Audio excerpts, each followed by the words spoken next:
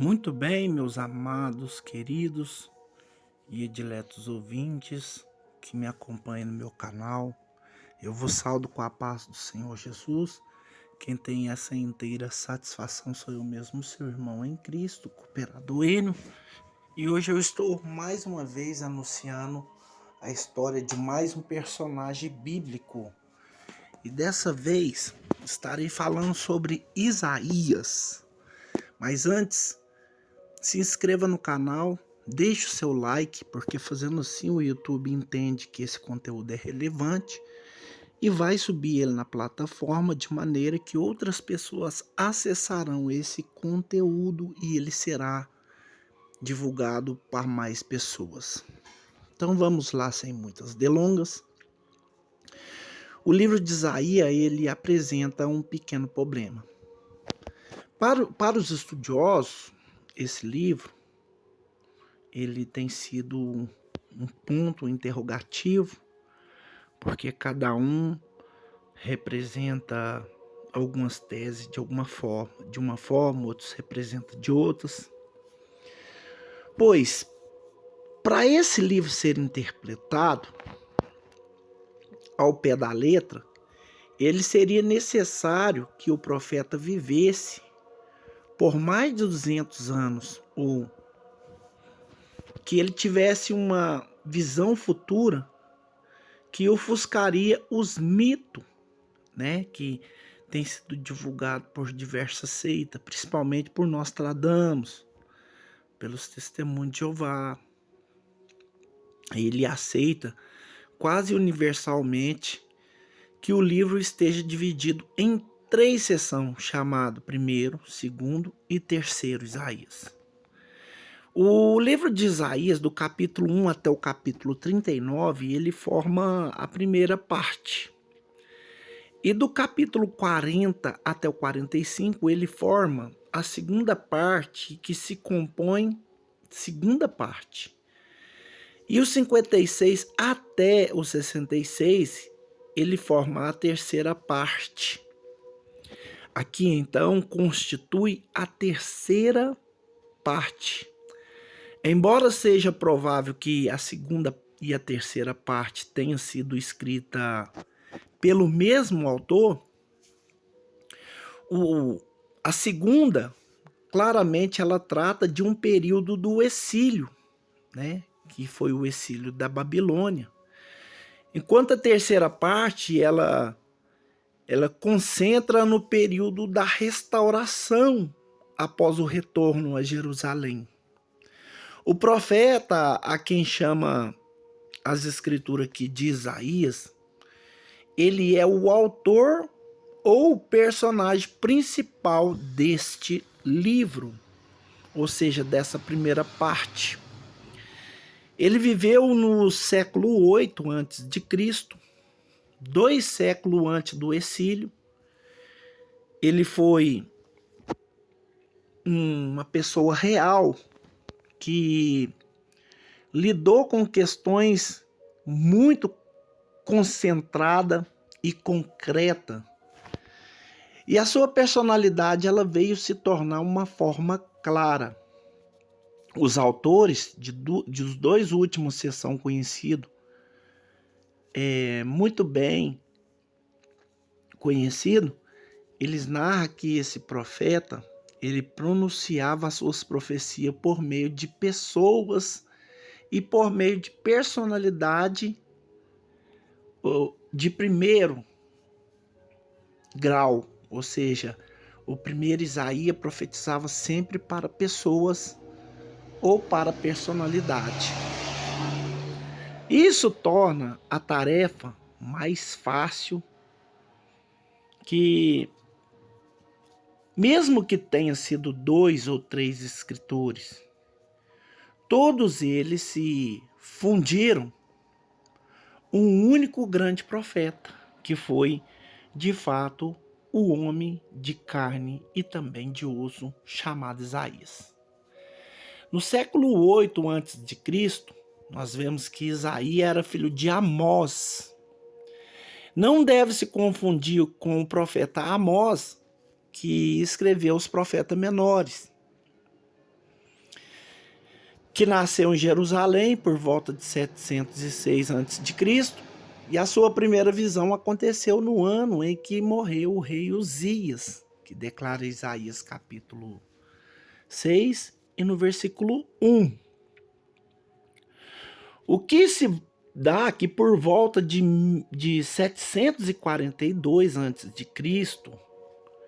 e as indiscrições são que Isaías ele tinha 14, ele tinha quase 18 anos nessa época. Existe uma evidência que ele pode ter sido membro da família real, ou pelo menos que ele tenha um sangue nobre. Ele mantinha uma relação próxima com muitos reis. E o seu nível de instrução indica que provavelmente eles viveram sob a tutela real. Ele se casou com uma mulher a quem ele chama de profetisa em Isaías capítulo 8 no verso 3. Mas nada mais sabe sobre esta mulher. Ele teve 2 filhos a quem deu o nome profético, que é Sear, que é Jazub, né? Um remanescente voltará, significa Sear Jazub. Sear Jazub com significado um remanescente voltará. E já era uma profecia. E o outro se chamava Men-Sael Bar-Baz, que representa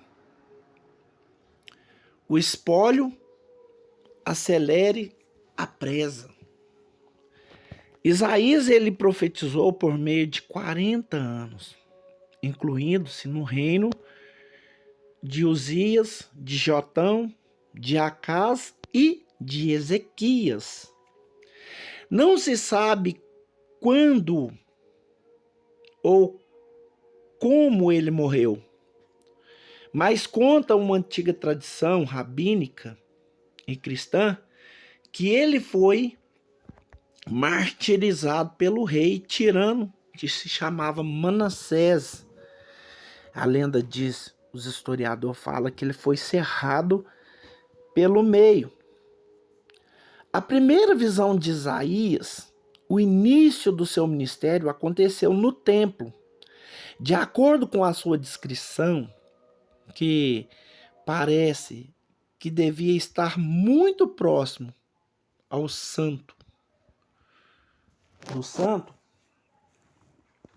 O santuário interior do templo aqui indica que ele era provavelmente um sacerdote. Ele era um sacerdote ou um profeta do templo. Uma vez que ninguém tinha permissão para chegar tão perto do santo lugar no templo que Isaías chegou. Na visão, Deus pergunta quem levaria a sua palavra ao seu povo. E Isaías diz: eis-me aqui e envia-me a mim. Né? Isaías responde Deus em Isaías capítulo 6 e no verso 8. E Deus advertiu dizendo que o povo não ouviria a sua mensagem, e porque ela era uma mensagem de condenação à prática daquele povo, que era uma prática idólatra. E a corrupção social que predominava tanto em Israel quanto também em Judá, mas que era principalmente no território de Israel. E a ameaça dos ataques dos assírios era grande, e as duas partes, as duas nações, ocorria grandes perigos. A mensagem de Isaías era o seguinte: se ele confiasse em Deus, o Senhor protegeria. E, no entanto, se ele confiasse em armas, certamente cairia. Então, Jotão, o filho de Isaías, deu ouvido a essa mensagem. E ao contrário de Acaz, o filho de Jotão, o Acaz, até chegou ao extremo oferecer o seu próprio filho aos deuses pagãos. E nesse sacrifício humano, ele entristeceu o coração de Deus, a fim de afastar o ataque dos assírios. Acaz ele estava sobre a pressão dos reis, que era o rei Peca, né, que era o rei de Israel, e o Rezim, que era o rei da Síria, para se unir a uma coalizão contra os assírios. Mas ele temia que a intenção de Peca fosse junto de Judá e de Israel, que essa aliança somente servia para irritar, né, um rei chamado Tiglat-Pileser, que era o rei da Síria, e precipitaram um ataque que futuramente seria efetuado. Então, Isaías ele confirmou que era isso que aconteceria, assegurando mais uma vez que o caso que ele voltasse para Deus, o Senhor livraria da mão dos assírios. Ele aqui aconselhou o rei: não faça alguma coisa que denigre a imagem do Senhor nosso Deus, mas voltem para Deus, aceitem os mandamentos e deixa Deus te dar a proteção que você está procurando na terra. Você não vai encontrar. Ele orientou Acaz, né? E Acaz pediu algum sinal de Deus. Mas Acaz, ele parece que ele constitui uma falsa espiritualidade, né? Ele se negou ir por Deus porque ele queria uma prova. E Deus dá uma prova reconhecendo a sua hipocrisia. Isaías entregou uma famosa profecia segundo o qual sinal de Deus seria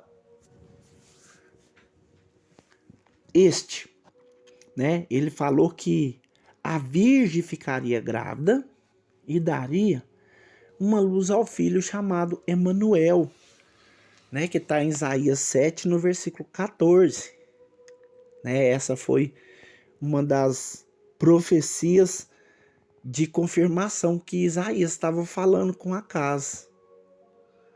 Mas o Acaz era ímpio demais para entender isso. Acaz, não tendo confiança suficiente em Deus, ele fez um pacto com a Síria e basicamente, vendo Judá, a serviu e prestou servidão. E com essa apostasia de Acaz, a sua falsa confiança em Deus, Isaías se retirou da vida pública. Não está claro que ele foi proibido a falar ou simplesmente optou por permanecer em silêncio. E diante das pessoas que não lhe deram ouvido, que não te deram atenção, ele se calou. Embora que tudo indica que ele não teria permanecido em silêncio, simplesmente por receber ordem de alguns, ou seja, de alguém, e esse alguém talvez seria Acaz, quando Tiglat-Pileser destruiu Israel, expulsou o cidadão da terra, isso se deu em 724 a.C., Judá também foi atacado e saqueado, mas os assírios permitiram que ele se submetesse em um estado subordinado. Entretanto, segundo o julgamento de Isaías, não há dúvida que Acaz não seria o homem de Deus. Né? Para Para todos ele tinha uma farsa, mas diante de Deus ele estava sendo descoberto que a sua adoração era pagã. E quando Acas morreu em 515, ou seja, 715 a.C., o seu filho Ezequias assumiu o trono. Ele se ascendeu ao trono de Acas. E Judá imediatamente tratou-se de revogar muito das políticas de seu pai. Isaías ele viu nele um potencial para ser um rei fiel, um rei que o seu pai não tinha sido, né? Que nunca tinha prestado essa fidelidade para com o Senhor. Isaías então saiu do seu isolamento e naquele mesmo ano ele falou contra os filisteus e profetizou um grande futuro para Judá, desde que o rei e o povo reconhecesse a Deus e buscasse de livremente e acabasse com as idolatrias de Israel, que retirasse essas idolatrias da nação, né? E ele também profetizou a destruição do Egito e da Etiópia. Ezequias estava considerando uma aliança com eles contra os assírios, contra a Síria. E assim como Acas havia considerado uma aliança similar com a Síria, Israel, atentando à ordem de Deus, Isaías despiu-se de todas as suas roupas e andou nu pelas ruas de Jerusalém por 3 anos. As pessoas ficavam olhando e sentindo vergonha. E ele falava: por que vocês se envergonham? Esse é o estado original de todos vocês. Deus está envergonhado da nação. E para ilustrar essa nudez da Etiópia e do Egito, os olhos de Deus, Ezequias ele deu ouvido à admoestação de Isaías, mas ao contrário de seu pai, ele não foi bajulado. A Síria não o bajulou. E Isaías adverteu acerca do castigo de Deus para com Judá, mas ninguém acreditava que isso aconteceria, a menos que Judá se desviasse de Deus. E, lamentavelmente, o próprio filho de Ezequias faria isso. Então, quando o imperador assírio chamado Sargão II morreu, muitas nações que ele conquistou viria a situação com o momento para se levantar contra a Síria. Então, entre elas estava a Babilônia, né, em plena ascensão, no mesmo período em que a Síria estava no primeiro estágio da sua decadência, e não obstante de Senaqueribe, a Síria ainda era a autoridade a ser enfrentada. Ezequias estava se deixando atrair por uma colisão com a Babilônia mais política. Então, essa política de Isaías não havia aqui sendo aceita por Deus. E ele classificou a aliança com o pacto e a morte com a sepultura, né, que fala Isaías 28:15. E dessa vez, porém, Ezequias não deu ouvido aos conselhos de Isaías.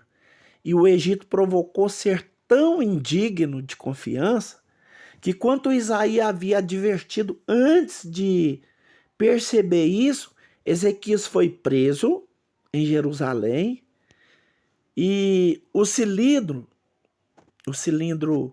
do cuneiforme de Senaqueribe diz que Ezequias ficou trancado como um pássaro engaiolado em Jerusalém, a sua cidade real.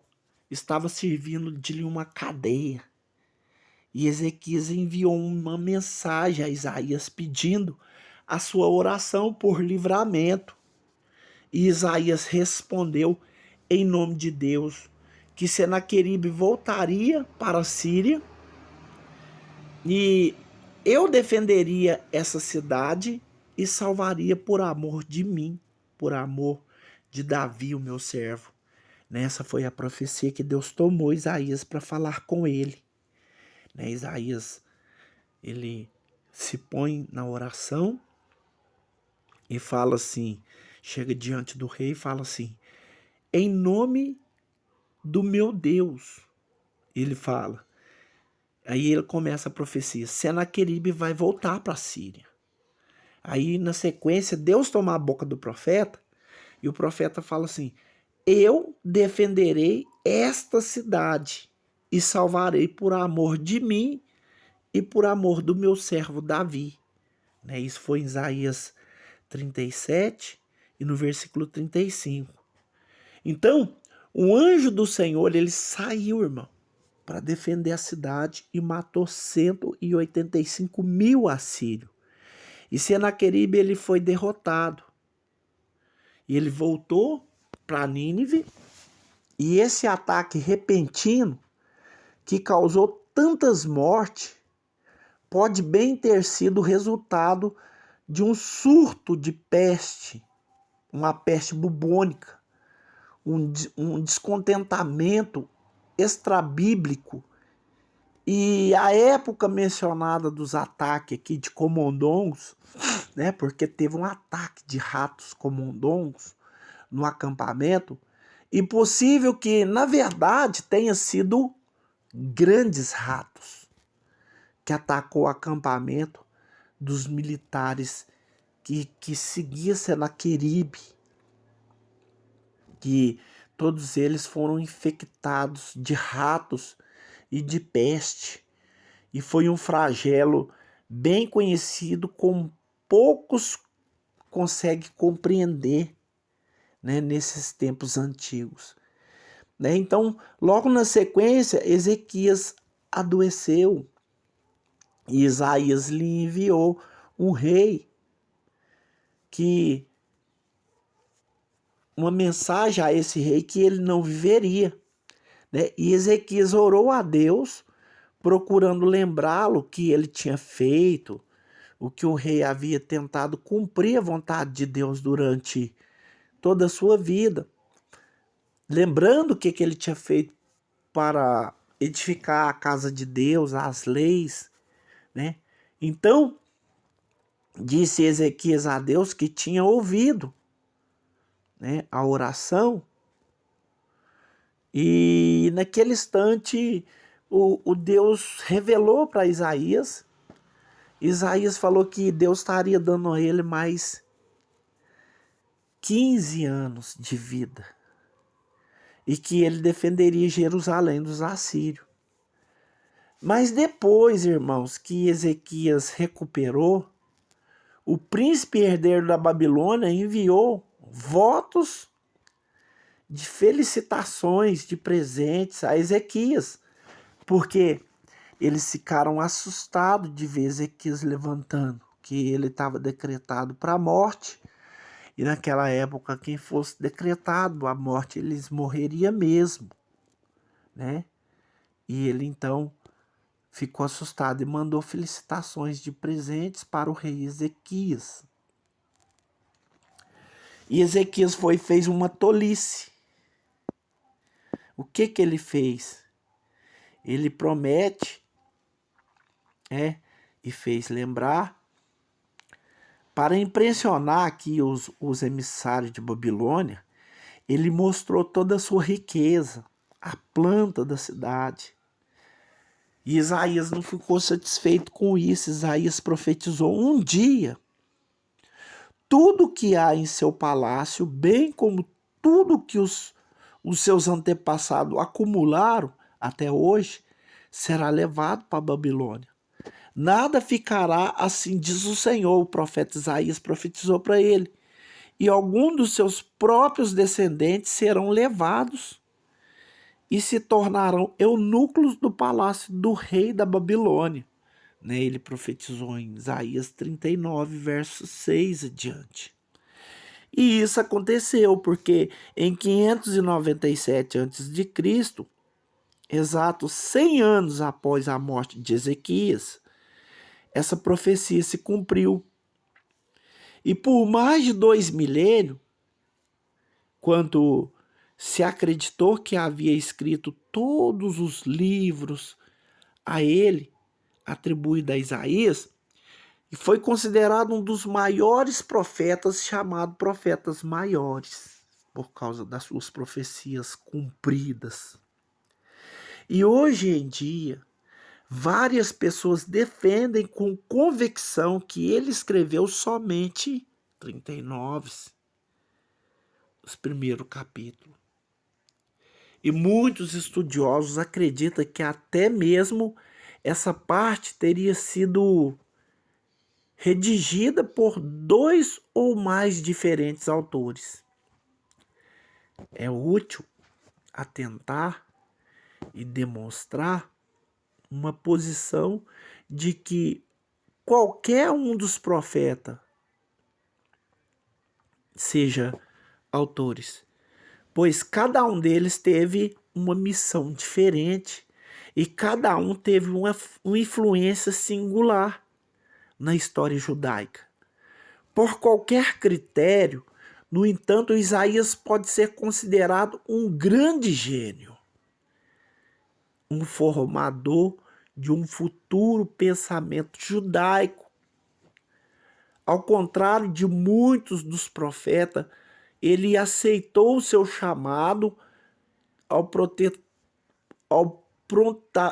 protestantismo, né, que ele foi um dos protestantes da fé, e de um modo quase entusiasmático, ele se propôs a fazer o que Deus estava lhe denominando. Ele falou assim: eis-me aqui e envia-me a mim.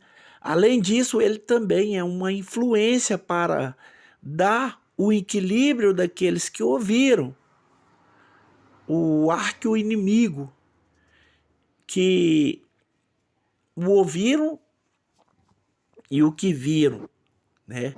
E na mente das pessoas, a característica junto com a categoria da profecia de Isaías sobressai em primeira constância na profecia, né, de Isaías.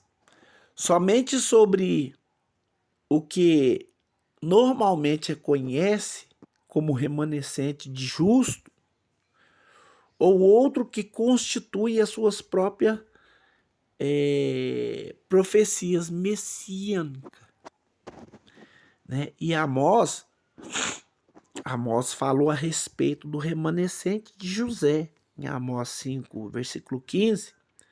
E Isaías devolve o conceito máximo. Isaías nunca usou uma expressão remanescente do justo, apenas remanescente. Embora o primeiro termo tenha se tornado a máxima do seu ensinamento, dos seus ensinos, que sobre as dificuldades e as perseguições sempre houve remanescentes fiéis que não hesitaram e sobreviveram pela fé para levar essas palavras ungidas adiante ao cristianismo. Né? Porque o cristianismo, ele é que concentrou em todas as suas profecias durante a perseguição dos primeiros dias, enquanto muitos anunciavam a fé, caíram as barreiras nos seus caminhos. Né? Nós vemos as profecias messiânicas se cumprindo aqui de Isaías, que não foram centrais para o seu ensino da época, embora ele tenha se tornado um importante judaísmo, ou seja, posterior, seja influente ao cristianismo, a esperança messiânica surgiu através da satisfação de muitos reis que fizeram uso de suas profecias. Os judeus e as profecias messínicas de Isaías era sentido a Isaías, que viveu uma autoridade de 5 reis, das quais somente 2 poderia se considerado governantes e razoavelmente bons e fiéis, né? Que era Uzias, sobre cuja autoridade ele viveu, mas não profetizou, e também Ezequias, o neto de Uzias. Com todos os homens esses reis tenha defeito graves, contudo, outros 3, que eram Jotão, Acás e Manassés, cortejaram o mal, a idolatria e a corrupção no seio do país. A profecia messínica mais famosa é que a Virgem daria à luz um filho, e foi entregue na época de Acás, com o sinal de que a respeito dessa corrupção de Acás, Deus salvaria os judeus para ser considerado e notável e entregue, né, a esse gênio profeta. O homem não deveria somente abrilhantar, mas também deve estar pessoalmente envolvido nas questões humanas. E sem dúvida, Isaías ocupa uma provisão privilegiada nessa posição, de acordo com esse padrão. A genialidade de ser grande nessa profecia e de ser um poeta, né, da exercida profecia no contexto profundo, a preocupação com o bem-estar da sua nação, em tal devoção que ele se prestava a Deus. Hoje nós temos homens que têm colocado a palavra de Deus em primeiro lugar, que têm levado as suas fé com sinceridade e se dedicado na casa de Deus. Temos pessoas que têm a sombra da aparição de Isaías, que prega com sinceridade, que fala de Deus, que decreta o nome do Senhor. Então é isso que nós temos que fazer, pegar os profetas que foram honrados, que tiveram êxito nos seus ministérios, e tentar imitá-lo, fazer igual. E que essa palavra ela possa edificar o seu elevo espiritual, e esta palavra foi inserida a respeito do grande profeta chamado profeta Isaías. Que Deus abençoe e até a próxima, em nome de Jesus.